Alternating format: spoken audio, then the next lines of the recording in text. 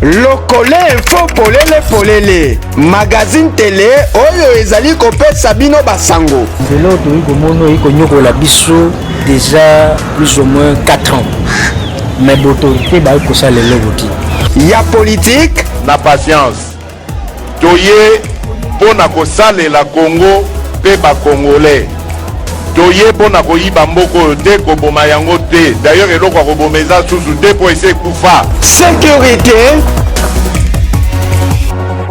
économie, l'année passée ezalaki ya kokita awa to ya dollar na bino bozomatisa ekomi lokola soki nini koba tozokoka te. éducation, sport, culture, sociale, religion. Nous avons décidé de ne pas déposer les candidatures de nos membres à tous les niveaux des élections, tant que le fichier électoral, c'est-à-dire la liste des électeurs, ne sera pas refaite dans la transparente et auditée par un cabinet extérieur compétent. Papa, maman, ndeko mwasi pe ndeko mobali, zwa rendez-vous chaque jour à partir à 21h et na 9h30 pour ne koyeba basango ya mokili mobimba. Lokole info polele, la voix universelle. Les questions que mes générations se posent sont les suivantes, si je peux me résumer. C'est de ne pas comprendre comment l'Afrique, avec tant de richesses sur notre sol, avec une nature généreuse, de l'eau, du soleil en abondance, l'Afrique est aujourd'hui le continent le plus pauvre. L'Afrique est un continent affamé. Et comment se fait-il que les chefs d'État traversent donc le monde à mendier? Voici des questions que nous nous posons et que nous n'avons pas de réponse jusque-là. Nous avons l'occasion de tisser de nouvelles relations. Et j'espère que ces relations puissent être les meilleures pour donner un meilleur avenir à notre peuple. Lokole info, ngana kozanga te.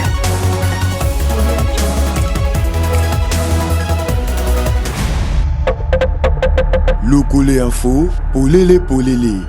Mesdames et messieurs, beauté, merci, plaisir, yato à retrouver bino encore une fois liboso à la télévision et belé pour nous causer là-bas information générale sur le plan local, national, mais également international. Bon à la côté liboso à la télévision pour ne rien rater.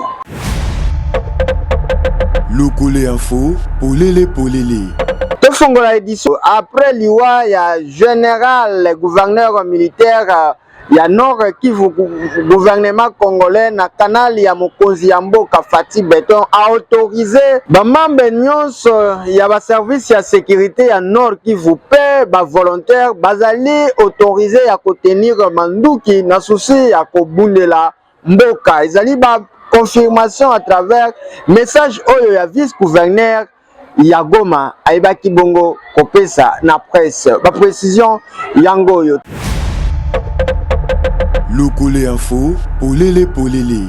Sur instruction du président de la République, chef de l'État et commandant suprême des forces armées et de la police nationale congolaise, tous les militaires, policiers, volontaires pour la défense de la patrie et autres agents des services de l'ordre et de sécurité de la garnison de Goma sont consignés et engagés armes à la main dans le combat pour la défense de la ville et donc du pays en entier.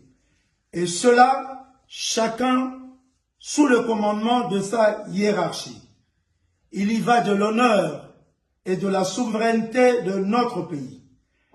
C'est pour cela que j'appelle donc tous les concernés à demeurer vigilants, combatifs et déterminés à défendre la patrie en général et la ville de Goma en particulier, afin de repousser avec énergie l'agresseur rwandais jusqu'au sacrifice suprême. La patrie ou la mort. Fête à Goma le 26 janvier 2025. Je peux vous dire que le combat en race campagne est une chose, mais le combat en ville est une autre chose. Ne croyez pas que si cette armée-là, ennemie, croit entrer comme ça, inutilement, de manière assez facile dans la ville, eh bien, elle aura toute la population et toutes les forces de police de l'armée ici dans la ville, et ce sera son cimetière. Donc nous sommes là. Ayez confiance en nous parce que vous avez choisi que nous soyons là, et ayez confiance en nous, en tout ce que nous vous commanderons. Les autres, si jamais ils arrivaient, ils ne feront rien de spécial pour vous, ils vous extermineraient. Donc que l'on ne dise pas non, le vice-gouverneur est parti, tel a fui, non, ayez confiance en nous. Nous allons tous ensemble unir nos efforts pour défendre la ville de Goma. Certes, nous avons été décapités par la mort de son Excellence le gouverneur, mais nous sommes tous là et voyez comment nous sommes rangés. Nous avons fait cette réunion pour montrer à la population ici que nous sommes sur place. Elle n'a pas à avoir peur, nous sommes sur place. Il y a des gens qui spéculent sur notre fuite, sur notre déplacement. Regardez vous-même, nous sommes tous là et nous allons servir la population en notre qualité, c'est-à-dire les gouvernants. Nous avons parmi nous le commandant région, nous avons le commissaire provincial de la police, nous avons l'amiral de la force navale, nous avons chacun dans ses attributions. Je crois que chacun de nous est là en place, en poste pour faire son travail. Et en ce qui concerne l'électricité, nous sommes en train de faire le nécessaire pour que l'électricité revienne dans la ville de Lokole Info, polele. totikala toujours na likambo etali crise oyo ezali na Est puis démocratique du Congo, guerre entre ba FARDC na Rwanda. De plus en plus ezali na kosalema ba déplacer ba komi bepo na ville na capitale ya chef-lieu ya Nord Kivu na koyebisa na bino ke eko bebisa lisusu davantage situation alimentaire ba ebite biloko ya kolia ezali te pe ba site d'accueil nyonso ya ba déplacer etondi. Précision. Lokole Info, polele. Basit nyonso ya ba déplacé de guerre ya groupement Kibati et pe Moneshi oyo ezwami na près de 10 km na ville ya Goma na province ya Nord Kivu ezali vide. Ndenge bozali na komona ba déplacé bakimi bango nyonso awa na ville ya Goma, capitale ya province ya Nord Kivu. Déplacement oyo eye lisusu kobakisa crise alimentaire ya makasi. Nous entendons des tirs de tous les côtés de notre camp de déplacés. Alors j'ai décidé de fuir pour ne pas mourir. Nous nous dirigeons vers Goma, mais j'ai entendu dire qu'il y avait aussi des bombardements là-bas. Maintenant, nous ne savons plus où aller. Esengeli koyeba ko basit nyonso ya kei ya ba déplacé ezali nyonso ya kotonda bali rebelle M23 oyo bazali soutenu par armée rwandaise bazali na kokoba kopotana na basoda ya FARDC. Depuis début ya janvier tilelo plus de 30 000 personnes bakimi bitumba na Masisi. Lokole Info, polele. Situation oyo ezali na ko déranger non seulement ba Congolais mais voire même mokili. Conseil ya Nations Unies ONU bayeba kibongo ko vandela yango lobby à travers réunion d'urgence. Bisika ministre congolaise ya affaires étrangères asengi ba sanctions contre Rwanda. Précision. Lokole Info, polele. Sur terrain na ville ya Goma, situation sécuritaire ezali toujours précaire. Voilà pourquoi Conseil ya sécurité ya ONU basangana ki dimanche 26 janvier awa na ville ya New York pona kolandela conflit entre RDC na Rwanda. Avant réunion oyo, Antonio Guterres, secrétaire général ya Nations Unies, à travers communiqué moko asengaki na assassin Paul Kagame Mobomi na kotika pour soutenir ba M23. Na intervention na ye, Mama ministre congolaise ya affaires étrangères a sanctionné les sanctions contre Rwanda. Le Conseil de sécurité doit imposer des sanctions ciblées, incluant le gel des avoirs et l'interdiction de voyager, non seulement contre les membres identifiés de la chaîne de commandement des forces armées rwandaises, mais aussi contre les décideurs politiques responsables de cette agression. Pour cette fois-ci, RDC ezali na ko bénéficier appui voire même il y a États-Unis d'Amérique. Oyo batelemeli na énergie asuka comportement ya Rwanda. Chers collègues, nous condamnons dans les termes les plus forts les hostilités du Rwanda et du M23 à Goma et les attaques contre Sake. Les États-Unis envisageront tous les outils à leur disposition pour que les responsables de la poursuite du conflit armé, de l'instabilité et de l'insécurité en RDC soient tenus pour responsables. Na même lignée, tokoki kotanga Grande-Bretagne pe France malgré que na ba intervention na bango batangaki kombo ya Rwanda te. Lokole info, polele. Soki totiki kuna toye awa na ville ya Bandundu na koyebisa na bino que regroupement ya 5 secteurs ya territoire ya Bagata en tout cas ba bimisi vérité na bango na poisa balobi bazali na ko soutenir candidature ya Steve Mabiku Kilumbu comme gouverneur. D'après bango ezali demande ya population bango kaka ba exécuter na yango ba sensibiliser ba élu pe ba président ya ba regroupement politique. Précision. Lokole info, polele. Au cours de la réunion spéciale élargie, les membres du regroupement de 5 secteurs de territoire de Bagata va fixer opinion nationale et locale si la raison oyo esalaki que marche oyo ezalaki projeté pour notre samedi 25 janvier 2025 et ça les malisusu te. Nous, regroupement des 5 secteurs du territoire de Bagata et la ville de Bandundu, accompagnés de tout le reste du territoire et la ville de Kikwit, réunissons ces jours pour démentir et condamner avec la dernière énergie les comportements observés hier lors de notre marche pacifique qui a été autorisé bonnement par les autorités de la ville, mais raté à cause d'une autre marche non autorisée. Kaka na déclaration oyo ba porter ba précision sur objectif principal ya marche oyo erataki.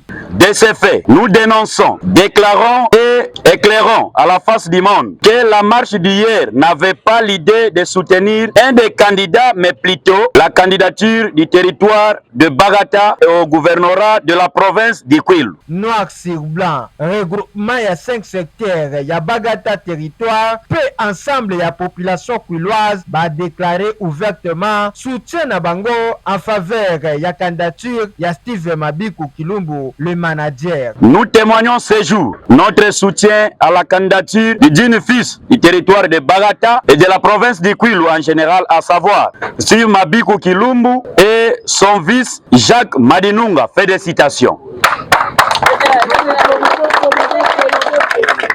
Nayango, ba exhorté ba député provinciaux ya Kwilu pe ba chef ya ba regroupement politique membre ya Union Sacrée na ko respecter soit ya souverain primaire. Nous profitons de l'occasion pour sensibiliser nos élus provinciaux d'Ikwilu et les autorités morales de regroupement politique pour le respect des choix opérés par la population d'Ikwilu conformément à la demande du chef de l'État lors de son passage électoral ici à Bandunduville. Que le chef de l'État, son Excellence Félix Antoine Tshisekedi Tshilombo, reçoit nos gratitudes la plus méritée pour sa volonté de développer la province d'Ikwilu. Ndenge balubaka kaka, la voix du peuple c'est la voix de Dieu. Tolobi.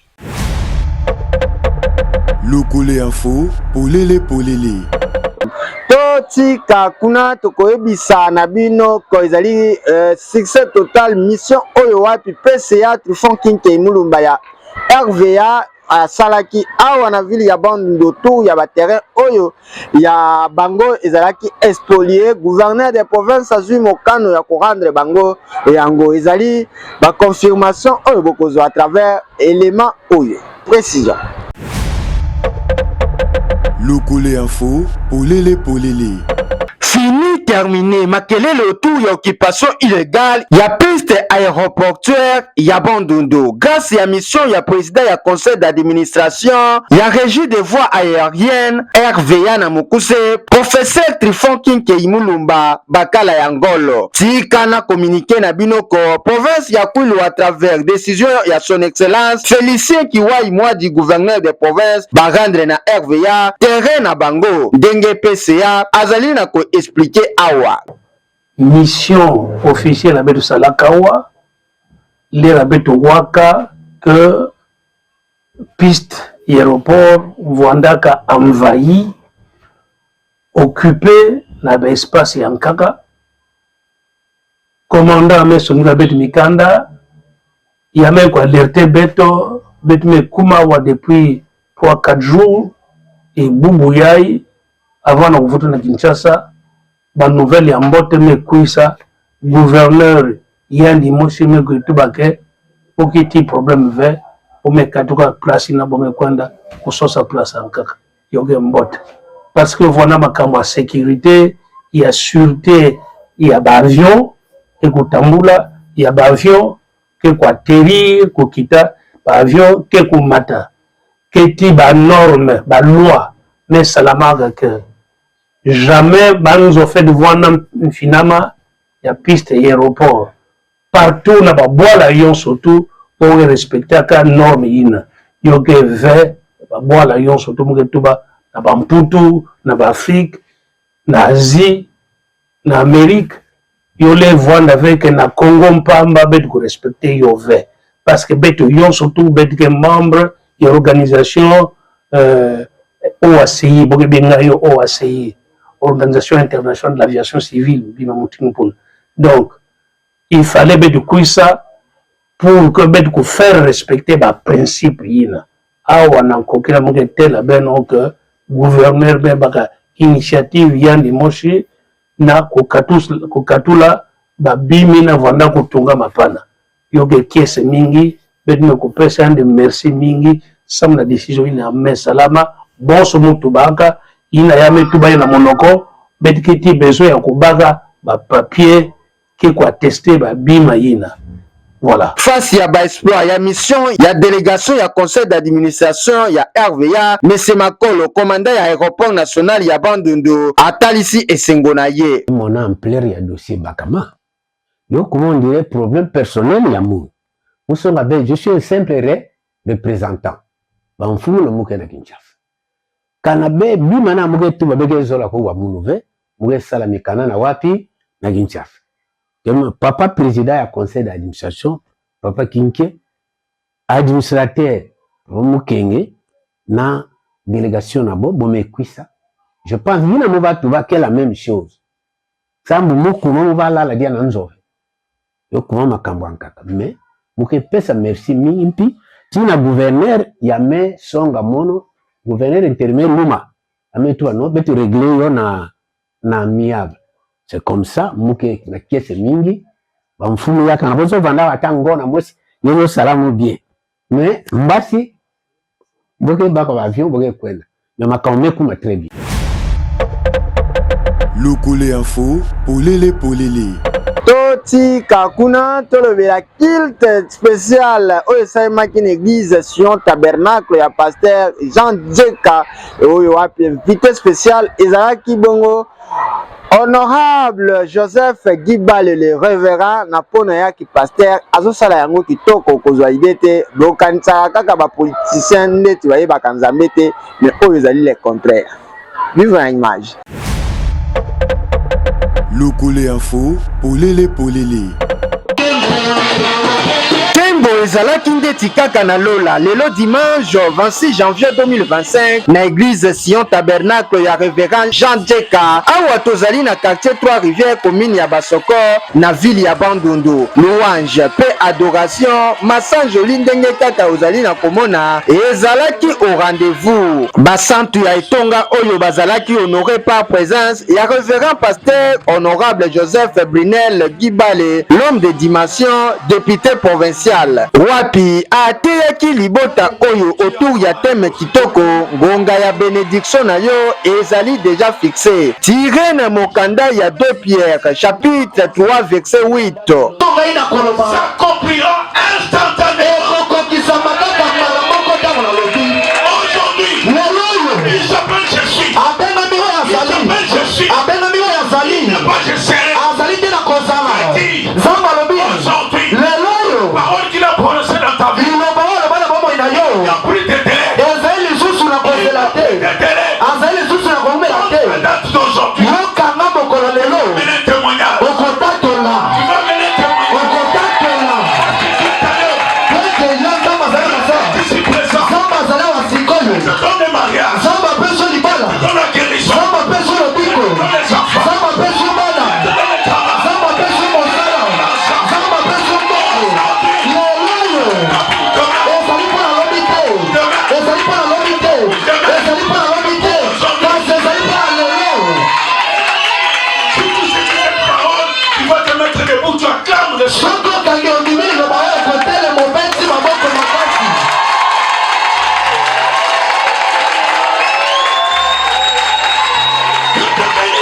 passage ya révérend Joseph Brunel awa nation tabernacle ezalaki marqué par moment ya délivrance automatique kaka ndenge bilili ezali na kotémoigner.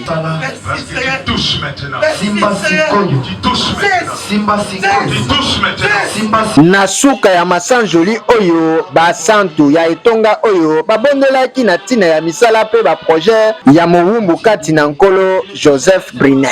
Ezali na kotoka se kotoka lentement monsieur Remède ezali kokende pe na suka mama papa kozanga te na quelques jours oyo etikali baprogramme ya 15 jours de prière na église Arc-en-Ciel oyo ezwami na ombali numéro 49.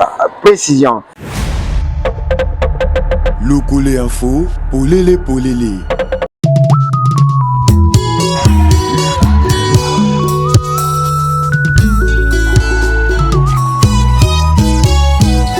Bien-aimé de Dieu, Movandi ya Bandundu, pe ya bamboka ya pembeni. Meilleur vœu, bonne année 2025 na bino nyonso. Église Arc-en-Ciel Tabernacle, la foi en action, bazali na esengo ya kobengisa yo na milulu ya kafu. Oyo ekobanda mokolo ya mercredi 15 janvier, dino dimanche 2 février 2025. Na ngonga ya 16h30 kino 19h30, sauf dimanche 9h à 12h30. Série ya mayangani oyo ezali dénommé 2025, mon année de témoignage. Solo balinga te okotatola bolamu ya nkolo eleki ebele. Orateur principal, prophète Gédéon Jafar, ennemi juré peut confirmer Yabademon. Je vous appelle, venez tellement nombreux, parce que l'Éternel veut faire de grandes choses avec vous. Vous qui êtes malades, venez.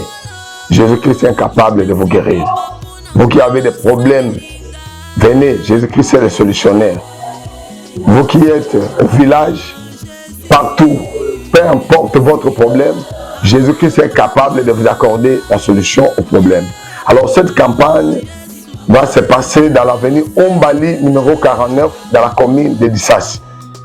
Le prophète Gédéon Jafar est l'orateur principal avec d'autres orateurs. Biso nyonso tokokutana awa na numéro 49 avenue Ombali, référence direction ya Bobe, mosika teme maison communale ya Dissasi. Jésus-Christ est le même hier, aujourd'hui et éternellement. Maman, papa, yaya peleki, mema bebosono, mema batu babela panda tango molai, ozali na botutu to pe ba problème spirituel, yaka Zambe ya Gédéon Jafar apesa yo solution. Cordial, bienvenue.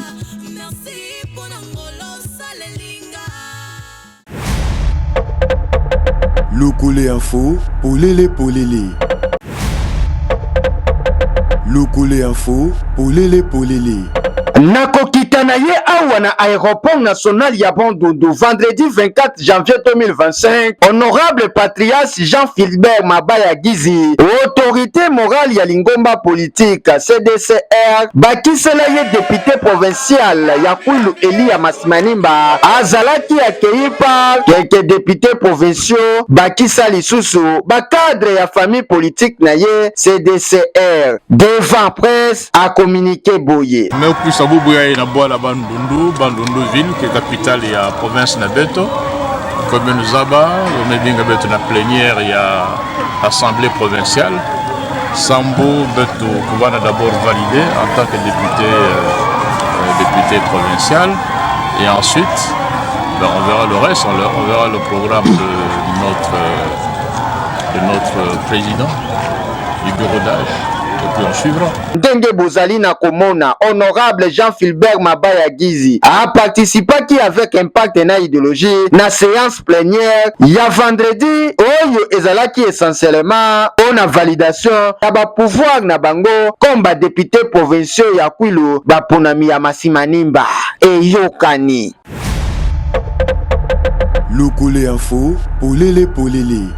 totika kuna na koyebisa na bino qu'avec beaucoup d'impact na idéologie sénateur Mabaya aussitôt kokoma na ye awa na week-end eleki ayebaki bongo ko participer na plénière aussitôt kozala validé Kinkei Mulumba député provincial oyo azalaki na cumul ya ba fonction a cédé poste na ye to siège na ye na niveau provincial awa na honorable Yerkis Muzama oyo azali suppléant na ye ya liboso toko ba belete yepe mandat ezali validé. Précision. Lokole Info, polele polele. Au cours ya séance ya vendredi 25 janvier 2025, ba député provinciaux ya Kwilu ba procédé na vote de paix adoption ya rapport ya commission ad hoc oyo ebandaki kolandela dossier ya premier suppléant ya honorable Trifon Kinkei Mulumba oyo a renoncé na mandat na ye ya ki député provincial à travers correspondance oyo akotisaki na bureau ya assemblée provinciale ya Kwilu. Ba député ba voté pour suspension ya mandat ya honorable Kinkei pe ba validé pouvoir ya honorable Yerkis Muzama Muzinga et ezalaki après débat ya Kafu Kafu dirigé par honorable Saman Oluto président ya bureau d'âge. Liboso ya lokole honorable Trifon Kinkei Mulumba a communiqué boye Betike Bantu Zole Vanda élu à la fois l'Assemblée nationale puis l'Assemblée provinciale puisque Betike déjà n'arrêta rien ngolo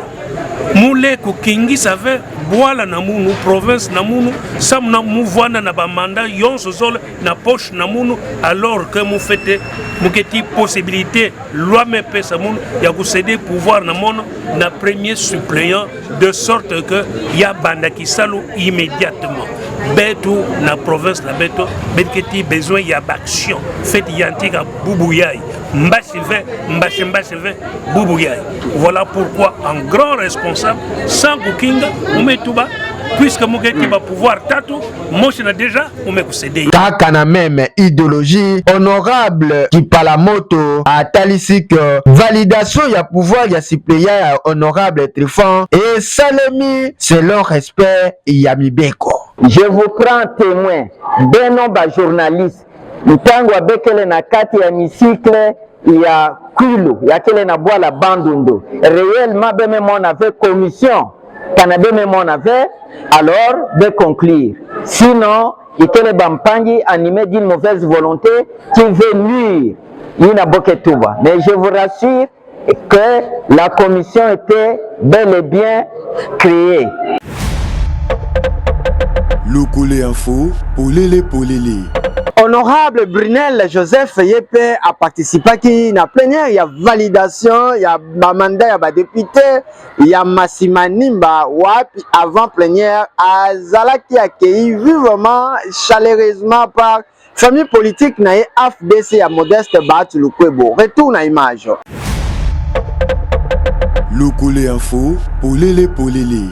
Lingomba Politique Alliance des Forces Démocratiques du Congo AFDC en sigle Fédération ya Kwilu awa na Bandundu babongisaki mubange na kei ndenge bozali na komona en faveur ya honorable Joseph Brunel Gubale député provincial ya Kwilu Eli ya Gungu bakisela ye le potentiel candidat sénateur oyo akiti na aéroport ya Bandundu na tongo ya vendredi 24 janvier 2025 na pied d'avion. Mon ami Joseph Brunel Gibale azalaki reçu par maître Etis Mbala Kubu président fédéral Bakisa Lisusu Bertin Sewangi président ya comité urbain et ensemble ya ba haut cadre ya Lingomba politique oyo na sorti ya tarmac. Mon ami Joseph Gibale azalaki surpris par mopange na mobilisation wapi aéroport ezalaki coloré na couleur ya AFDC bazwaki awa inde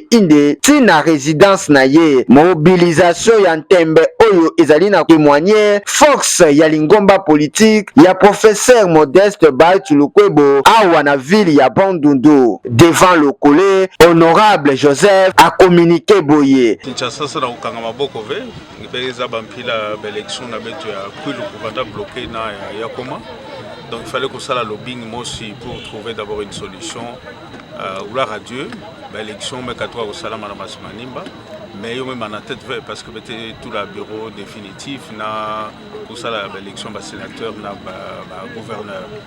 Donc on peut le mettre ça c'est avec un résultat dans la poche de façon que l'élection pour continuer suite très bien. On a rappel juste après Koko Manaye Ayeba Kibongo ko participer avec impact na idéologie na plénière il y a validation il y a les 8 députés oyo ba uti kozala élu na Masimanimba.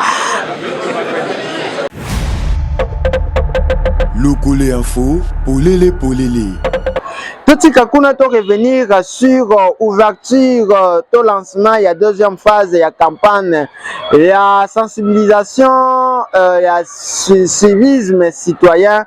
Il y a une initiative de l'ambassade des États-Unis d'Amérique au profit à Bajen. Togo Baibelete, caméra Nabiso et Zalaki présent. Lokole Info, Polele.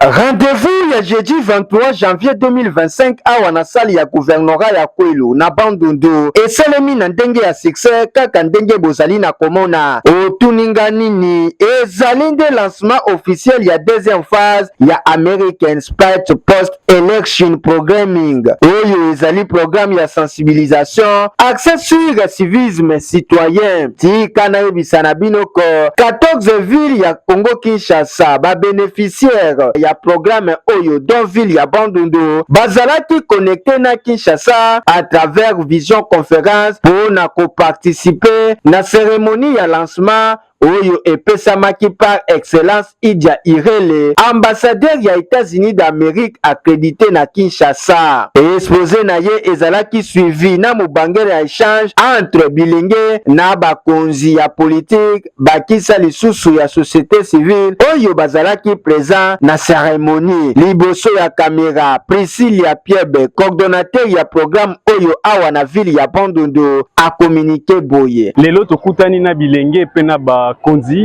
parce que tozalaki ko participer na activité ya lancement officiel ya programme Otobengi na anglais American Spaces Post-Elections Programming oeza programme moko ya ba programme ya ambassade ya États-Unis oyo eza na musana ngo ya makasi penza eza ko sunga bilenge ba participer to ba kota solo penza na ko kambaka ba etelo oyo nyonso eza ya mboka na biso ezala na ba commune ezala na mairie ezala na niveau ya province na ko proposaka ba idée to ba initiative oyo ko permettre que kobonga ya mboka na biso est concerné kaka ba konzité mais concerné pe na bilenge batelier ya ndenge na ndenge et kozala organisé pour na ko sensibiliser ba jeunes. Alors na sima ya milulu oyo to ko participer na ba activité na série ya ba activité ya ba formation et renforcement des capacités ba formation et kozala adressé na ba konzito pe ba élu na ba bilenge o ba uti na ba organisation ya lolenge na lolenge ya société civile afin que pour na bilenge ba ye ba droit na ba responsabilité na bango en tant que ba citoyen mais kasi pe pour na ba konzi ba ye ba kozala redevable lingi koloba ba rendre ba compte et pas ya bilenge oyo ba pesaki bango bokonzi na issue ya ba élection ya décembre 2023. Lokole Info, Polele. Bozalaki ebele ya kolanda biso dans les 4 coins ya ville ya Bandundu pe na internet. Mesdames et demoiselles et messieurs, Lokole information ya lelo esuki awa pesa merci l'ingénieur Joël Bununi. Bienvenue mo Kesone et pe Christian Moussi oyo ba accompagner ki biso Dieu fait la ki boso ya ba itando ke na bino bo hésiter te na ko renouveler pe ko sala biso une fois encore confiance à travers ba message to ba appel na bino à travers numéro zali na ba écran to kuta na bino mbala yasi. Pas de droits, pas nous les bébés. Les ressortissants du Kwilu ne construisent pas leurs propres provinces. Cimetière, il va bilanga, mais cimetière va pas se faire. Pas des amis, mais directeur dans la vivité. La bien on la français. Les compétences de ma député la biso. Ce sont les compétents, tout.